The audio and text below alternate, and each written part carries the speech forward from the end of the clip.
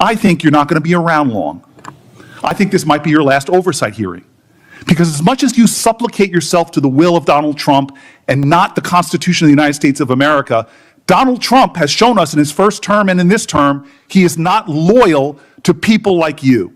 He will cut you loose. It's my time, not yours. My God.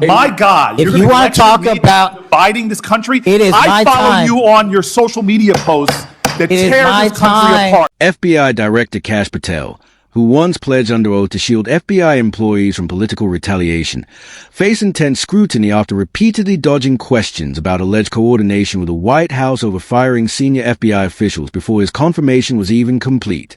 Senator Cory Booker arrived at the hearing armed with detailed records, specific examples, and first-hand experience working alongside federal agents in Newark. What followed was a fiery confrontation that quickly turned into one of the toughest public grillings an FBI director has faced in years. Booker pressed Patel directly on whether conversations took place about removing career FBI leaders and replacing them with political... I asked you whether you had any knowledge or discussions about removing FBI officials and installing political personnel before you were confirmed to that position. And I wonder, did you then understand or have conversations with the White House about the intentions to do so? Before I was confirmed, Yes, sir. did I have discussions with the White House to remove FBI personnel? Yes. No. So you're saying that you had no discussions with the White House before you were in the position about the removal of any personnel from the agency? As I was preparing for my confirmation hearing, I had numerous discussions involving the type of people that would be employed, and that those that were failing to meet the mark at the FBI would no longer be employed if I were And I'm assuming confirmed. that mark had to do with loyalty to the Trump administration. No, you're wrong. Okay.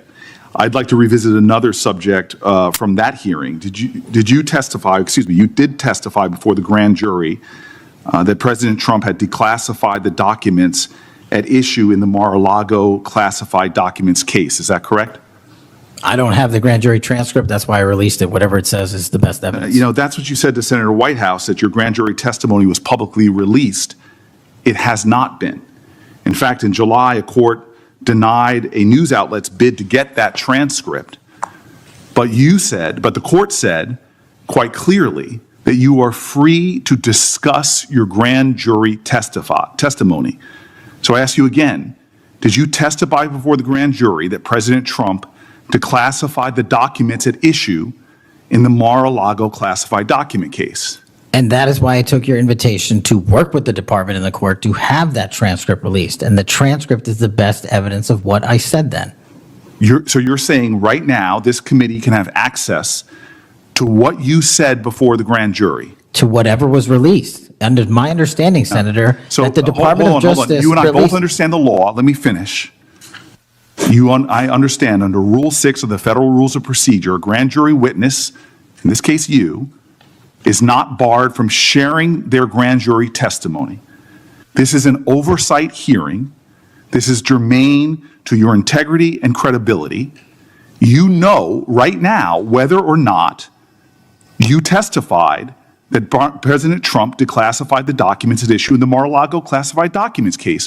Why are you refusing to answer that simple yes or no question right now? Because the premise of your question is inaccurate, and that is why. There is no premise to my question, but trying to get to an order of what is truth or not. How do you How do you know what was asked in the grand jury if you weren't there? Mr. Patel, this is a mockery you're making of this hearing and simple questions. It's a simple question. If you have Mr. a Patel, transcript, during you can your read the nomination question, but you don't have it. You promised that, quote, all FBI employees will be protected against political retribution. When I asked you, are you aware of any plans or discussions to punish in any way, including termination, FBI agents or personnel associated with the Trump administration, you explicitly said under oath that you were not aware of any plans to punish FBI agents associated with criminal investigations of Donald Trump. I don't believe you were truthful.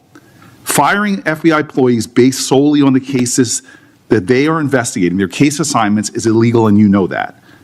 A new lawsuit that's been discussed numerous times, filed by 3 FBI officials, alleges that you carried out Donald Trump's campaign of retribution, in quotes, against FBI employees for, quote, failure to demonstrate sufficient political loyalty. One of those plaintiffs has been discussed today, Brian Driscoll. Now, we know 20 years of distinguished service to the FBI before you terminated him. Special agent in charge of FBI's Newark field office, where he operated with distinction. Medal of Valor winner, Shield of Bravery awards. He's a patriot. You terminated Driscoll via a letter dated October 8th, 2025, and in that letter you said that you were firing him pursuant to Article 2 of the Constitution. Well, you're not the President of the United States, and so I'm wondering under what authority you were allowed to terminate him. That matter is under litigation, and I'm not able to discuss it. Okay, well, discuss this. Did you have discussions with Stephen Miller about firing this particular person or about his continuance in the FBI? Not that I recall. How often do you speak to Stephen Miller? Frequently on our Homeland Security task forces. You frequently talk with Stephen Miller about subjects other than Homeland Security task force issues, correct? I frequently talk to Mr. Miller about Homeland Security task forces. Has Stephen Miller ever given you his opinions on how to run your agency? Mr. Miller's interagency operations are invaluable to the FBI. That's what we talk about. So you frequently discuss your job and your responsibilities with Stephen Miller and Pam Bondi, I imagine, as well. Absolutely. She's the Attorney General. Understood. Okay. Donald Trump promised to make us all safer. You have pushed out senior FBI agents with decades of knowledge and experience. In fact, this is the first time in FBI history that neither the director nor the deputy director have any experience with the FBI. You've shifted the agency's priorities primarily to pursuing Donald Trump's immigration enforcement agenda. According to ICE data, the Cato Institute, which is a conservative think tank, found that 20% of all agents have been diverted from their work to assist ICE immigration enforcement. 20%. Part of this operation is the work of mass law enforcement who jump out of cars, snatch people off streets at churches, schools, and their jobs and hospitals. Have there been any FBI agents who investigate crimes against children that have been assigned to immigration enforcement, yes or no? The premise of what you say is entirely Have there been false. any FBI agents No, who investigate no. foreign domestic terrorism? You don't get to say the America is not safer under this I am leadership. not saying America that. is You're safer making because of the work of the presumption- FBI. You're making are a presumption doing. of premise. 4,700 children. Sir, We have seized you have- 6,000 weapons and you are not 23,000 violent denying felons have that been FBI arrested. agents who investigate human trafficking have been reassigned to immigration enforcement. You are not denying that FBI agents who are on the task force that fight against Russian oligarchs have not been reassigned. Public Corrections Squad reassigned. People who defend us, defend children reassigned. You're not denying that. I've seen you FBI time and agents time don't again get reassigned. attack my colleagues' premises of questions as a way to not answer the question. So let me end with this. I believe you have made our country weaker and less safe. I believe that we are more vulnerable to a major event, and I pray to God it doesn't happen. You've gutted the Bureau of Institutional Knowledge and Expertise. You fired or pushed out seasoned FBI officials, many with more than 20 years of experience, and were working on cases that were critical. You've been purging thousands of serious law enforcement officials who spent their careers keeping us safe, only to lower hiring standards in order to find anyone to replace them. And shockingly, you admitted in this hearing to Senator Coons that it would take 14 years to fill the vacancies at your agency. Many are the result of your purge. 20% of FBI agents are doing low-level immigration enforcement instead of their mission-critical work. You've disbanded entire task forces that stop election interference, foreign influence, public corruption. And who benefits from this? Well, corrupt people benefit from it. Criminals benefit from it. Vladimir Putin benefits from it. And it really makes me wonder who you're looking out for. It makes me think we can't trust you as a nation. You swear to release the Epstein files, but now you're withholding the Epstein files. You claim that you have a suspect in a serious assassination. Whoops, then you don't have a suspect. You know nothing about plans to remove FBI agents, yet you're directly involved in those plans. In the words of an ex-FBI official, you are overseeing, and I quote, generational destruction of the nation's premier law enforcement agency. Mr. Patel, in just 8 months, you have assaulted the institutional integrity of the FBI. But I know FBI field agents. I've worked with them in Newark. No matter how truly bad you are, you can't undermine the legacy of agents who fight every day to keep us safe, but you can tarnish the integrity of the agency and undermine the agency's capacity. I believe you're failing as a leader, and that your failure does have serious implications for the safety and security of Americans and our families. We're more vulnerable to domestic and foreign attack because of your failures of leadership. I don't think you're fit to hand the bureau, but here's the thing, Mr. Patel. I think you're not going to be around long. I think this might be your last oversight hearing. Because as much as you supplicate yourself to the will of Donald Trump and not the Constitution of the United States of America, Donald Trump has shown us in his first term and in this term, he is not loyal to people like you. He will cut you loose. This may be the last time I have a hearing with you because I don't think you're long for your job. But I'm going to tell you this. I pray for you. I pray for you that you can step up and defend your oath, defend the Constitution, and do a much better job of defending this country. Thank you, Mr. Chairman. Do you want to say anything? Yes, at this sir. point? That rant of false information does not bring this country together.